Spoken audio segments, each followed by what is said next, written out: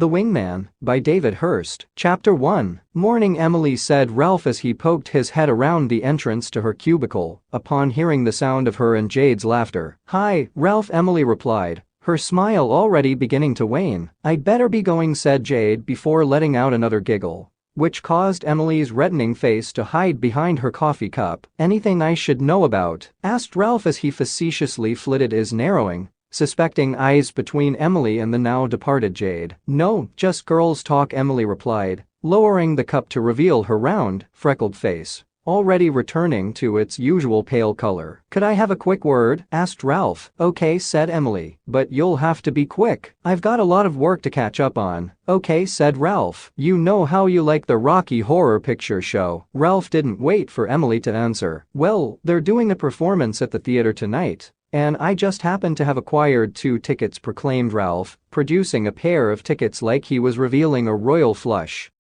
That's nice, said Emily. I hope you have a good time. Well, I was hoping that we would have a good time. I bought these tickets with you in mind. I thought it would be fun, and I'm sure you'll look very nice in stockings, he smiled. It would actually be you who would be wearing the stockings, Emily laughed. But sadly, I can't go. Like I said, I've got too much work to catch up on. Then said Ralph, perching himself on Emily's desk, leaving his feet to dangle freely. Why don't you let me take a load of that off your hands? Then you would be free for tonight. Tonight, you say, said Paul, the owner of Nexus Software, poking his head over the top of the cubicle from the main aisle. I knew I could rely on you. Orion Tech has trusted us with some of their workload, and believe me, it's a lot. And we're going to need some dynamic people to volunteer to work late tonight and through the weekend. I would do it, said Ralph, but I've already made plans. Come here, said Paul, putting his arm around Ralph and leading him away from Emily's cubicle. I happen to have overheard some of your conversation, and I couldn't help noticing that she blew you out, mate. Well, she was busy, Ralph told him, and I had just offered to help her with her workload, so I think she was about to say yes. Believe me, said Paul, if she liked you, if she really wanted to go with you,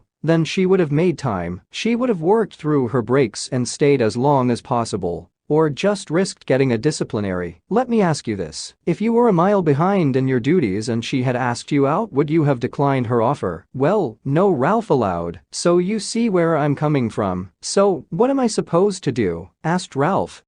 I'm glad you asked me that, said Paul. What I would do is, instead of chasing after her and offering to do all her work, I would make it so that she came to me. Well, that's never going to happen, said Ralph. I've been dropping hints for over a year now, and she doesn't see them. Oh, she sees them all right. She just doesn't want to acknowledge them, because she would have to respond to them, and it would make it awkward between the two of you, as she would have to turn you down. But if she doesn't like me, then how am I supposed to get her to chase after me? Asked Ralph. You do what I did, said Paul. Look at me. I'm no oil painting, but I worked hard to get myself up the corporate ladder. I bought myself a nice car and some fashionable clothes, and hey presto, I'm swimming in pussy. Ralph had heard some of the rumors about Paul, mainly from the man himself. From other sources, Paul wasn't quite swimming in pussy as he so eloquently put it, but more getting to dip his toe in at the Christmas party or works training trip. But you're not a bad-looking guy, Ralph pointed out. Please, said Paul. I'm average at best. I would take average in a second, and you're a head taller than me too. Which means you'll have to work all that much harder, Paul declared. But take it from me, the rewards will be well worth it. So, I'll put your name down for the weekend, concluded Paul, patting Ralph on the shoulder,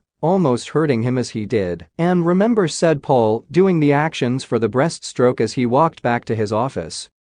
Ralph returned to Emily's booth and sighed. Is he making you work? Emily asked. Ralph dropped his head and nodded. He felt that Emily would have come over to give him a consoling hug, if not for running the risk of him getting the wrong impression. I may as well throw these in the bin, sighed Ralph. I could still go, said Emily. I mean, you did say you were going to take my workload off my hands. I know, but that was because I thought we were going out. So you only want to help me if I do something for you? No, of course not, said Ralph, shaking his head vigorously, whilst wondering how his plan to ask his crush out had resulted in him doing her job for her, working the entire weekend, and giving the tickets away for her to enjoy with someone else. So who will you be going with? Pouted Ralph. I don't know, Emily shrugged, swiveling her chair away from him in order to face her computer, which was much easier for her to look at now that the heavy workload, which would have otherwise consumed her, was now out of the way.